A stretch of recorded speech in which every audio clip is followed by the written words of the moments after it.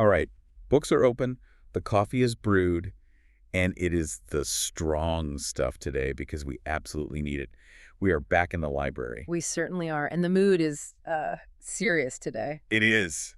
Today we are tackling a beast. I don't use that word lightly. This isn't just about watching numbers on a screen. It's about the invisible lifeline that keeps our patients safe while we have them under. We're doing a deep dive into anesthetic gas analysis and respiratory gas monitoring. It is a beast, you're right. It's the bread and butter of our daily practice. But paradoxically, it's often the biggest stumbling block when it comes to the theory papers and the oral exams. That is exactly why I wanted to do this. We are simulating a high-stakes exam prep for the MD anesthesiology exams, specifically looking at the Gujarat University pattern. But honestly, this applies to any major board exam. I brought you in because I feel like I stare at these monitors every single day. But if an examiner asked me to, draw the interior of a paramagnetic sensor, You might freeze. I might just freeze. Yeah. And that is exactly what we are going to fix today. We're going to strip down the machine, look at the physics, which I know scares people, and then build it back up to the clinical application. We are looking at this through the lens of a senior faculty coaching a postgraduate student. So, gloves are off. We aren't just chatting, we are preparing you to pass. I am ready. Set the stage. If I get this as a long question, and I know it's a favorite, how do I even frame the introduction? You start with precision. In an exam, and frankly, in your clinical thinking, definitions matter. You need to distinguish immediately between respiratory gas monitoring and anesthetic gas analysis. They are often lumped together, but they are distinct entities. Okay, so help me draw that line. Respiratory gas monitoring. That's primarily about the patient's physiology. Precisely. Respiratory gas monitoring is the continuous measurement of the gases involved in the patient's biological respiration. So we're talking about oxygen consumption, getting O2 in, and carbon dioxide elimination, getting CO2 out. Right, whereas anesthetic gas analysis is about what we are doing to them, the drugs we're giving. That's a very good way to put it. Anesthetic gas analysis is specific to the pharmacology we are delivering. The volatile agents like sevoflurane, desflurane, isoflurane, and of course nitrous oxide. It's about monitoring the drug delivery system itself. And why do we care? I mean, aside from the obvious fact that we don't want the patient to wake up or, stop breathing. Well, it goes deeper than just staying asleep. If you want to score well, you should reference the standard text. Quote, Miller's anesthesia in your opening. These monitors are fundamental to the ASA standards. That's the American Society of Anesthesiologists. The primary goals are 1, ensuring tissue oxygenation, 2, verifying adequate ventilation, and 3, preventing the twin disasters of anesthesia. Which are? Awareness on one end, being too light and traumatizing the patient, and hemodynamic collapse on the other, being too deep and causing cardiovascular instability. Right. It's the navigation system between those two cliffs. Now, for the exam pattern itself, is this usually a full essay question? It is a classic 20-mark long answer question. It allows the examiner to test physics, physiology, and clinical safety all in one go. But you have to be versatile. You will also see short notes on specific technologies. You might get a short note just on capnography or the paramagnetic analyzer. And the Viva. The oral boards. That's the part I'm worried about. That is where they get you. They will take you to the workstation, point to a sensor or a module, and ask, what is inside this? Or draw the schematic of this sensor. That's where the black box mentality fails you. You can't just say, it measures oxygen. You need to say how. That is the nightmare scenario. Okay, let's structure this properly. If I am writing this out, what are my pillars? What are the key objectives I need to hit? Think of 4 pillars. If you miss one, your answer is incomplete. Pillar 1, oxygenation. Okay, so this is ensuring the machine is delivering oxygen. That's the FiO2, the inspired oxygen concentration. Exactly, and also that the patient is receiving it. That's your pulse oximetry. But for gas monitoring, we're focusing on the machine side. We need to prevent the delivery of a hypoxic mixture. Pillar 2, ventilation. CO2. This is assessing the elimination of CO2 via capnography. This tells us if the patient is actually breathing or if the ventilator is doing its job. Pillar 3. Delivery. The anesthetic agent itself. You need to verify that the percentage you see on the vaporizer dial actually matches what is in the circuit. Just because you turn the dial to 2% doesn't mean the patient is getting 2%, especially during induction or low flow. To maintain MEC, the depth of anesthesia? Yes, and we will get to MEC in detail later. And finally, pillar 4, system integrity. The gas monitor is your early warning system for disconnections, leaks, or, and this is a classic Viva question, exhausted soda lime. Right. Before we get into the tech, There is a specific safety standard about the oxygen analyzer, isn't there? I remember reading in Morgan and Mikhail. You did read it. Good. The standard is that general anesthesia must not be administered without a functioning oxygen analyzer in the breathing circuit. It is non-negotiable. So you can run a case without, say, a BIS monitor. You can run a case without a bispectral index monitor. You can run a case without a nerve stimulator. You cannot run a case without an oxygen analyzer. It is the primary safety check against hypoxia. Okay, that makes it the absolute priority. Let's dig into that first pillar then, oxygen monitoring. This feels like the core of the physics aspect of the exam. It is. And here is the distinction you must make immediately or you will fail the question. We're talking about measuring inspired oxygen concentration, or FiO2. This monitors the machine and the circuit. Do not confuse this with pulse oximetry. Never. Pulse oximetry measures the patient's hemoglobin saturation in their blood. The oxygen analyzer measures the gas mixture in the tubing. It's machine versus patient. That's a great way to think about it. If the oxygen analyzer drops, the machine is failing. Right. If the pulse oximeter drops, the patient is failing. That is a crucial distinction. Got it. Now, talk to me about the technology. I know there are two main types we need to know, the galvanic fuel cell and the paramagnetic analyzer. Let's start with the fuel cell. I've heard this described as a battery. Battery. That is the best analogy because that is physically what it is. A galvanic fuel cell generates its own current. It doesn't need a power cord. Okay, so if I have to draw this for the exam, what are the components? You're drawing a container. Inside you have a lead anode and a gold mesh cathode. And these are bathed in a potassium hydroxide electrolyte solution. Lead and gold. Okay, how does it actually work? It sounds like alchemy. It's electrochemistry. Oxygen diffuses through a gas-permeable membrane, usually made of Teflon, at the top of the sensor. It hits the gold cathode. There, an electrochemical reduction happens. The oxygen combines with water molecules from the electrolyte and electrons to produce hydroxyl ions. Okay, so now we have these hydroxyl ions just floating around in the solution. And these hydroxyl ions then travel through the potassium hydroxide electrolyte over to the lead anode. They react with the lead. This reaction oxidizes the lead. It literally turns it into lead oxide. And in the process, it releases electrons. And the flow of those electrons is the current that we measure. Exactly. The electrons flow from the anode to the cathode through an external circuit. The magnitude of this current is directly proportional to the partial pressure of oxygen in the sample gas. So more oxygen molecules mean more reaction, which means more current. So the machine just measures that voltage across a resistor and spits out a percentage. You got it. The chemical equation you should write down, and yes, you should absolutely write the chemical equation in your paper, examiners love it, is lead plus 2 hydroxyl ions yields lead oxide plus water plus 2 electrons. So Pb plus 2OH goes to PbO plus H2O plus 2E. Okay, because the lead is being turned into lead oxide. It is being consumed. No. The anode is literally being eaten away by the reaction. So these things have a shelf life. They don't last forever. Correct. They are the consumable part of the machine. They last about a year, maybe a bit more, depending on how much you use it. If you leave it exposed to 100% oxygen all the time, it burns out much faster. That's why we take them out of the circuit or turn the machine off when it's not in use. So what are the key Viva points for the fuel cell that I need to have locked down? First, it acts like a battery. It generates its own voltage. Second, it has a relatively slow response time. We're talking about 20 seconds or so. So you can't do breath-by-breath analysis with it? No, absolutely not. It gives you an average inspired concentration. It's far too slow to show you the oxygen dropping during a single exhalation or the variation within one breath. And third, it needs calibration. Calibration. That's the 21% and 100% check we do every morning as part of the machine checkout. That's the one. You expose it to room air, it should read 21%. Then you flush the circuit with pure oxygen, it should read 100%. If it fails to calibrate, say it only gets to 85% on pure oxygen, the cell is usually exhausted, the lead is gone, and the reaction just can't keep up anymore. Okay, that's the fuel cell. Old, reliable, but consumable. Now let's talk about the paramagnetic analyzer. This is the dumbbell one. This one always confuses me. It's based on the classic Pauling principle. This relies on a unique physical property of the oxygen molecule. Oxygen is paramagnetic. Which means? It means it is attracted to a magnetic field. This is actually quite rare for gases. Most gases, like nitrogen or carbon dioxide, are diamagnetic, meaning they are weakly repelled by magnetic fields. Oxygen has unpaired electrons in its outer shell that make it act like a tiny magnet. So how does the sensor use that to give me a number on the screen? Imagine a small chamber. Inside this chamber, there is a very strong, non-uniform magnetic field.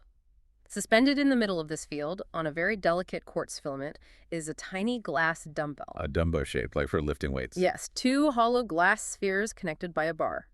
And inside those spheres is nitrogen. Okay, so we have a nitrogen-filled dumbbell hanging in a magnetic field. Why nitrogen? Because nitrogen is diamagnetic. It wants to stay away from the magnet, so it just sits there in a neutral position. Now, when you introduce a gas sample that contains oxygen into that chamber, the oxygen molecules are strongly attracted to the strongest part of the magnetic field. And rush in. They rush in, and in doing so, they physically displace the nitrogen dumbbell. You have nitrogen being repelled and oxygen being attracted. So the oxygen literally pushes the dumbbell out of the way, causing it to rotate. That is incredibly clever. It physically shoves the nitrogen out of the way. It is pure physics in action. The degree of that rotation is directly proportional to the number of oxygen molecules present in the sample. And how do we measure the rotation? I mean, we don't just look at it, do we? Well, in the very old days, maybe. Modern machines use something called a null deflection technique. There's a mirror on the dumbbell and a light source.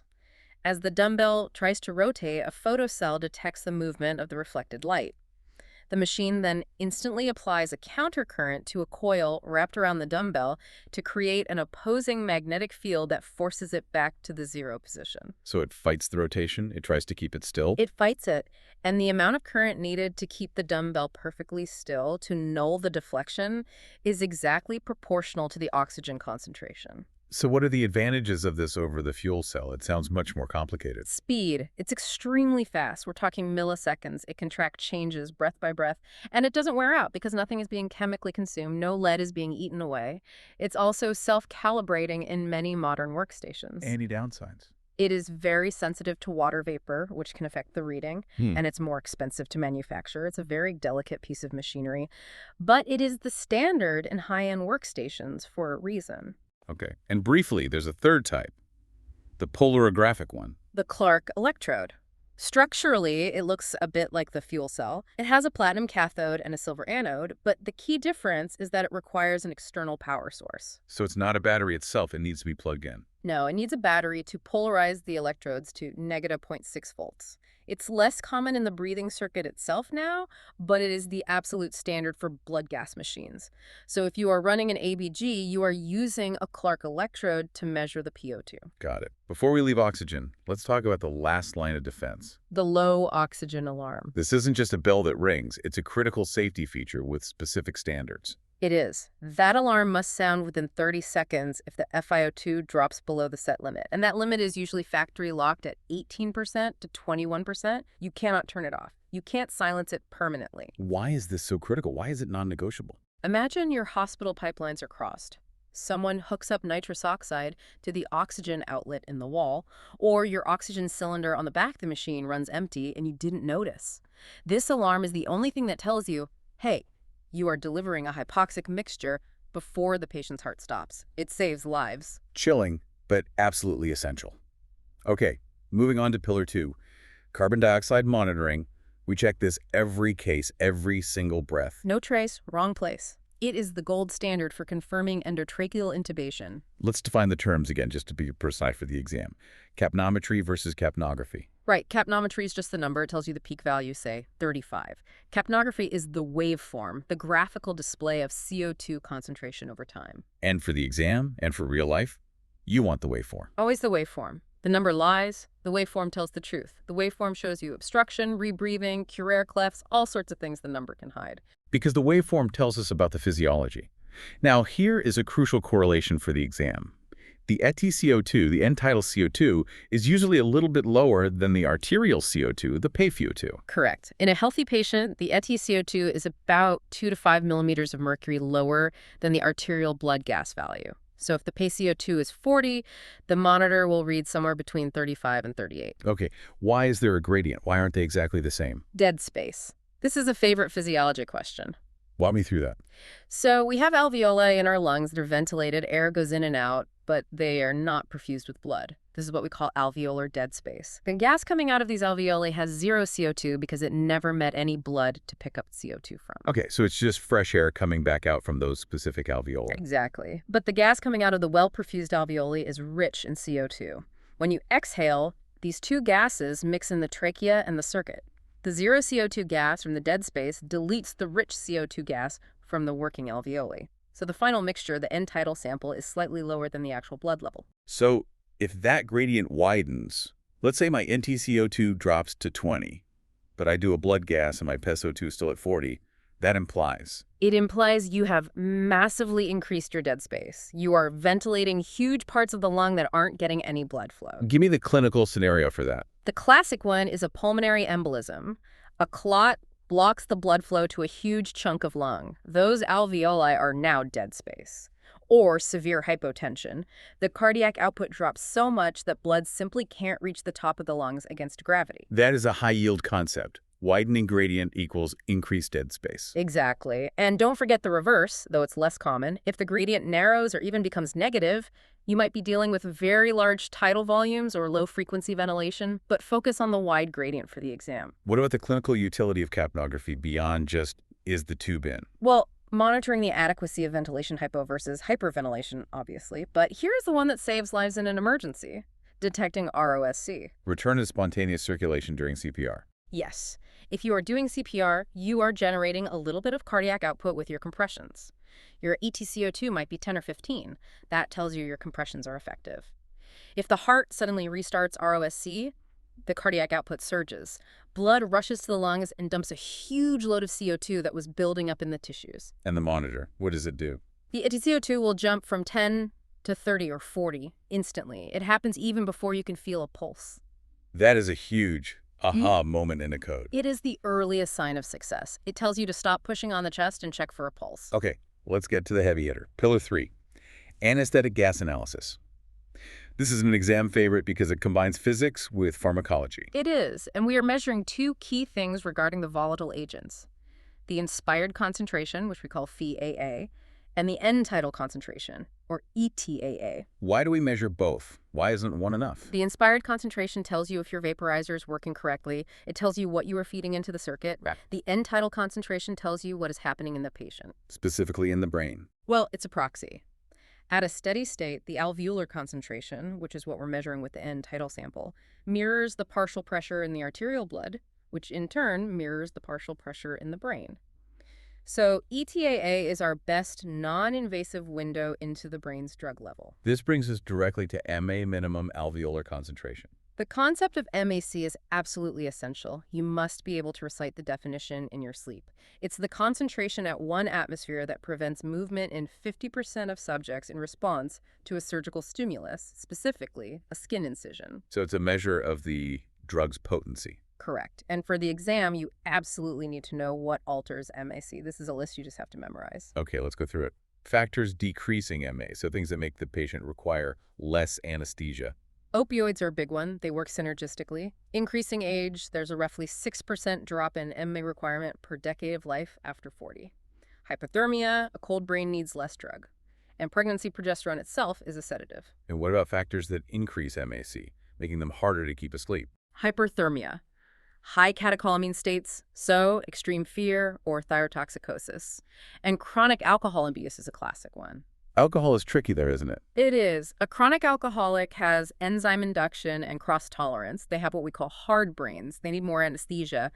But an acutely intoxicated patient, someone who comes in drunk from a car crash, needs less anesthesia because the alcohol is already acting as a central nervous system depressant. That's a very important distinction. Chronic equals high MC. Acute equals low MC. Spot on. You've got it. Okay, section 6. How do we actually measure these invisible gases? We can't use magnets for everything. No. Oxygen is the odd one out with its paramagnetic property. For the volatile agents, sevoflurane and desflurane, and also for CO2 and nitrile oxide, the workhorse technology is infrared or IR spectroscopy. How does that work? What's the principle? It relies on something called the Beer-Lambert law. This is the physics principle you need to name drop in your answer. Break that down for me. Simply put, the absorption of light is proportional to the concentration of the gas it passes through and the path length of the light. Like looking through sunglasses. The darker the lens, the less light gets through. It's a bit like that. If you have a dense fog, which is a high concentration, less light gets through. But here's the key. These gas molecules are polyatomic.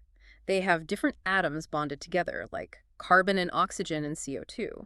or nitrogen and oxygen in N2O. And that structure matters. It matters because these chemical bonds vibrate, and they absorb infrared light at very specific, unique wavelengths. They each have a fingerprint. Sevoflurane absorbs at a different wavelength than CO2 does. So the sensor shoots a beam of infrared light through the gas sample. And it measures how much light comes out the other side. By using different filters, the machine can see which specific wavelengths are missing. If a lot of light is missing at the unique wavelength for sevoflurane, the machine calculates, there must be 2% sevoflurane in this sample. But there's a massive limitation here you must remember for the exam. Oxygen and nitrogen. They are diatomic molecules O2, N2, just two identical atoms bonded together. So they're nonpolar. Exactly. Because they are nonpolar and symmetrical, they do not vibrate in a way that absorbs infrared light. They are effectively invisible to the IR sensor. So an IR analyzer cannot measure oxygen. Correct. That is why your gas module is a box with different technologies inside it. It has an IR bench for the agents in CO2 and a completely separate paramagnetic or fuel cell sensor just for oxygen. That is a light bulb moment. I always thought it was one single sensor doing everything. Nope. It's a hybrid system, a very common misconception. Are there any methods that can measure everything all at once? Yes. Raman spectroscopy. This sounds like we're back in the physics lab again. It uses a high-intensity laser, usually a helium neon laser. The laser light hits the gas molecules and scatters. Most of the light scatters at the exact same wavelength. That's called Rayleigh scattering. But a tiny, tiny fraction of the light interacts with the vibrational modes of the molecule and shifts its wavelength up or down. The Raman shift. That's it. And the amount of that shift uniquely identifies the gas, the advantage. It can measure everything O2, N2, CO2, all the volatiles simultaneously. So why don't we use it everywhere then, if it's so good? It's expensive. The lasers are pricey, they generate a lot of heat, and the units used to be quite bulky. Infrared is cheaper and robust enough for 99% of clinical cases. And what about mass spectrometry? I see it mentioned in the old textbooks. That's for historical context only. Do not say we use this today unless you are in a very specialized research lab. It was the gold standard back in the 80s. Yes, they had these massive machines, the size of a refrigerator, in the hospital basement, and they ran long plastic pipes, hundreds of feet of them, from every single operating room down to this central machine. That sounds like a plumbing nightmare. It was. It would suck a sample from room 1, analyze it, then switch to room 2, analyze that. The time delay was huge. If room 1 had a disconnection, you might not know for several minutes. Compact bedside IR sensors completely killed the mass spectrometer in clinical practice. Okay, so moving on to section 7, sampling techniques. We know how the machine analyzes the gas, but how do we get the gas sample to the sensor? Sidestream versus mainstream. This is a very practical core topic for the exam.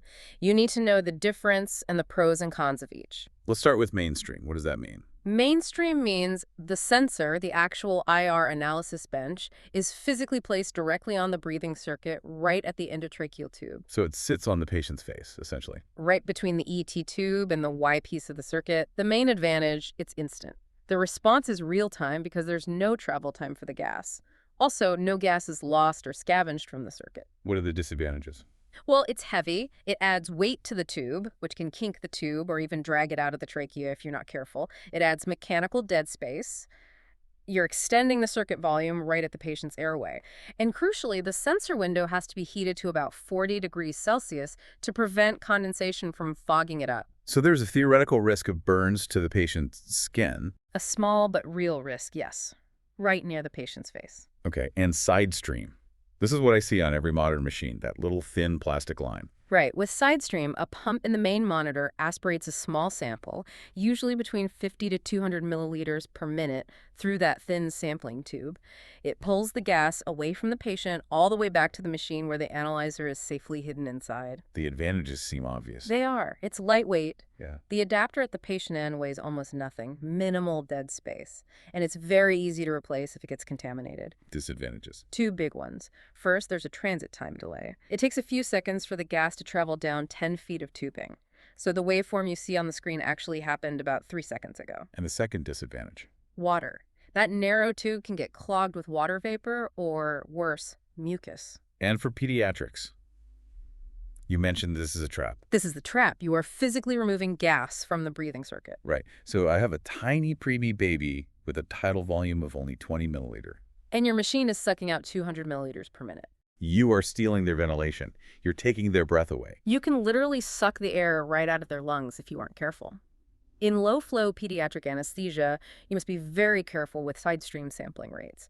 You need a monitor that can sample at a very low rate, like 50 millimillion, or one that returns the sampled gas back to the circuit. That segues perfectly into Section 8, interpreting the monitoring parameters. Let's look at the numbers on the screen.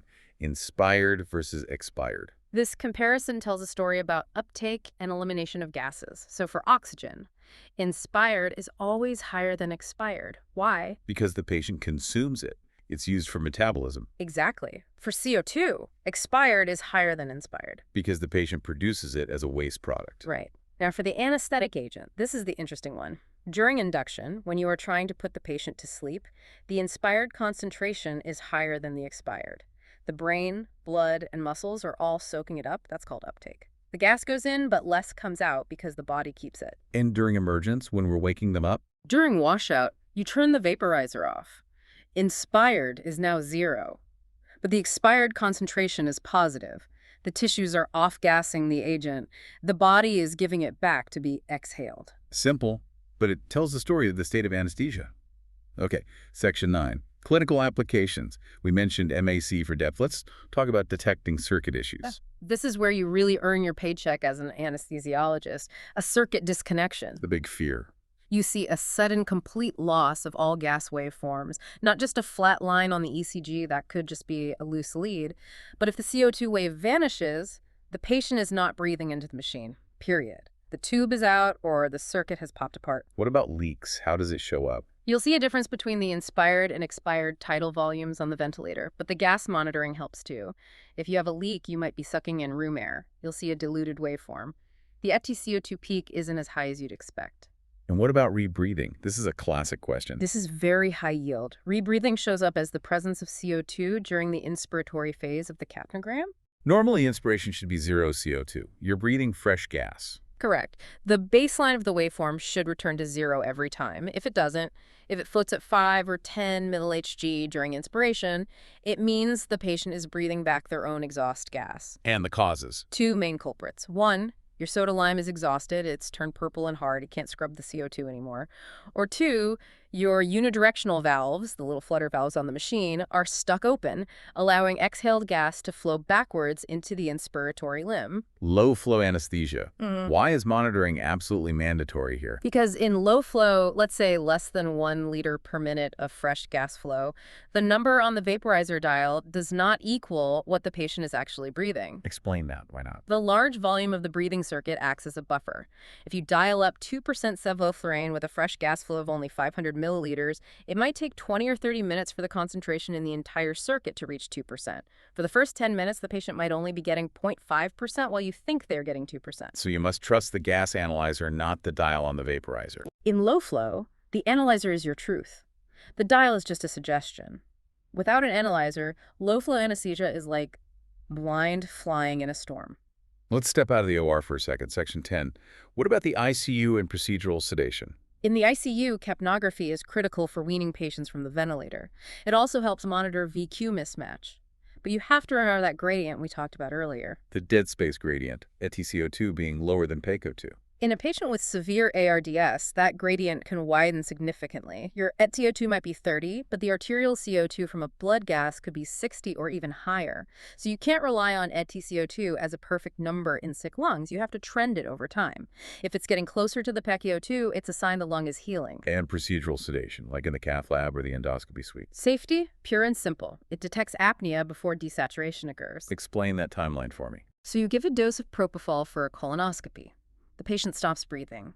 If you are only watching the pulse oximeter, their saturation might stay at 99% for a minute or two, especially if they are on supplemental oxygen via nasal prongs. The oxygen in their lungs acts as a buffer. It buys you time. Exactly. But the CO2 waveform, it stops instantly. The second they start breathing, the wave goes flat. It gives you a 60-second head start to stimulate the patient, lift their jaw, or start bagging them before they become hypoxic. That's a lifesaver. And transport. Confirming tube position. If you move a patient from their ICU bed to the CT scanner and the tube slips from the trachea into the esophagus, the CO2 trace vanishes immediately. It is the only truly reliable way to confirm tube position on the move. Stethoscopes are useless in a noisy helicopter or a busy hallway. Okay, we are getting towards the end. Section 11 is a big one for exams. Errors, artifacts, and troubleshooting. What messes up these machines? Water. I said it before and I'll say it again. Water vapor and secretions are the enemy of infrared and Sidestream analyzers. And that's why we have those little clear plastic water traps. Yes. And also something called Nafion tubing. You might be asked about this. Nafion is a special polymer that is permeable to water vapor but not to other gases. It allows the water to sort of sweat out of the sampling tube into the drier ambient air before it hits the delicate sensor. What happens if the line gets clogged with mucus? You get a damped waveform. The nice, sharp, square wave turns into a shark fin shape. You get a slurred upstroke and a delayed response. It can look like the patient has airway obstruction, but it's actually an obstruction in your sampling line. What about collision broadening? That sounds like very advanced physics. It is, but you just need the concept. The presence of one gas, like nitrous oxide or high concentrations of oxygen, can alter the absorption spectrum of another gas, like CO2. So it confuses the sensor. It broadens the absorption peak. It can make the sensor think there is more CO2 than there actually is.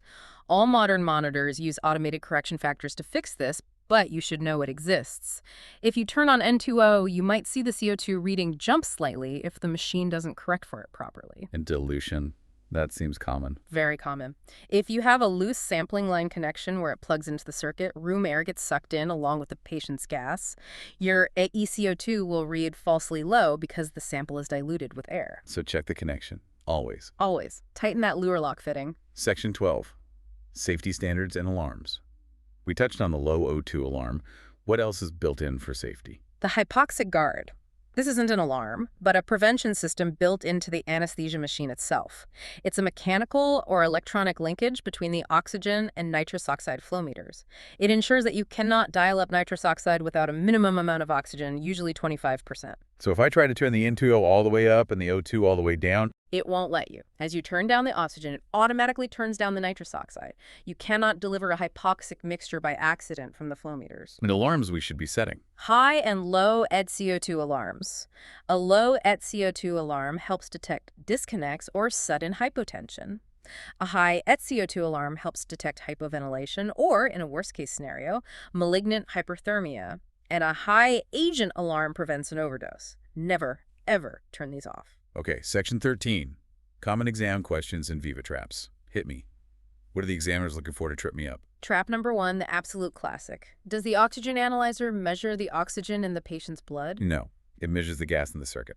Pulse oximetry measures the blood. I will not get that wrong. Good.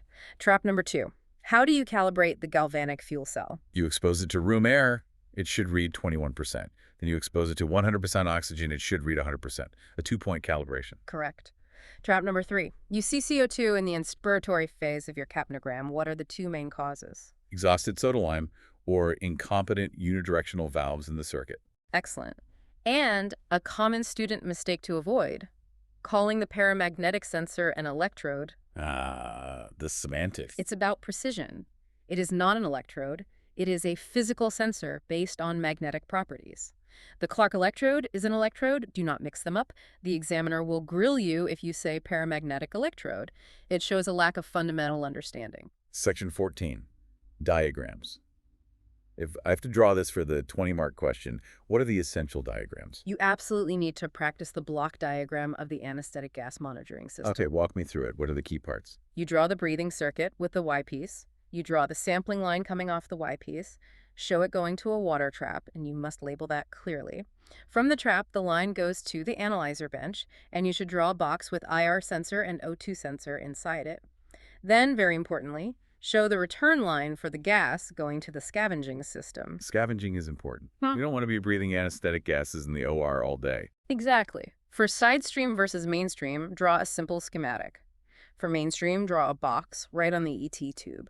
For sidestream, draw the skinny tube leading away from the circuit to the monitor. And the fuel cell schematic. Anode, cathode, membrane, electrolyte. You have to label the lead and the gold. And if you really want to impress, write the chemical equation right next to it. That diagram alone is worth 3 or 4 marks. Okay, we are at the finish line. Section 15. Summary and exam conclusion. How do I wrap up this 20-marker cleanly? You summarize the high-yield points. You can even use bullet points. 1. Oxygen analysis is mandatory. Know the difference between the fuel cell and paramagnetic principles. 2. Infrared spectroscopy is the workhorse for CO2 and volatiles. 3. The Beer-Lambert law is the governing physics principle for IR. 4. Sampling is usually sidestream, and you must mention the pitfalls of water and delay. 5. The ultimate clinical goal is safety preventing hypoxia and quality titrating the depth of anesthesia. And a good closing thought for the answer. A concluding sentence. End with this, or something very similar. While the monitor provides the number, it is the anesthesiologist who must interpret the underlying physiology. We must always remember to treat the patient, not the monitor, using these tools as our guide. I love that. Treat the patient, not the monitor. It shows clinical maturity. That is exactly what the examiner wants to see. This has been incredibly helpful. I honestly feel like I can explain the inside of that black box now, not just react to its alarms. That is the goal. Understanding your tools makes you a safer doctor. Thank you so much for breaking this down. And to our listeners, good luck with the prep. Go draw those diagrams. And remember to check and verify your alarms before every case. See you on the next deep dive.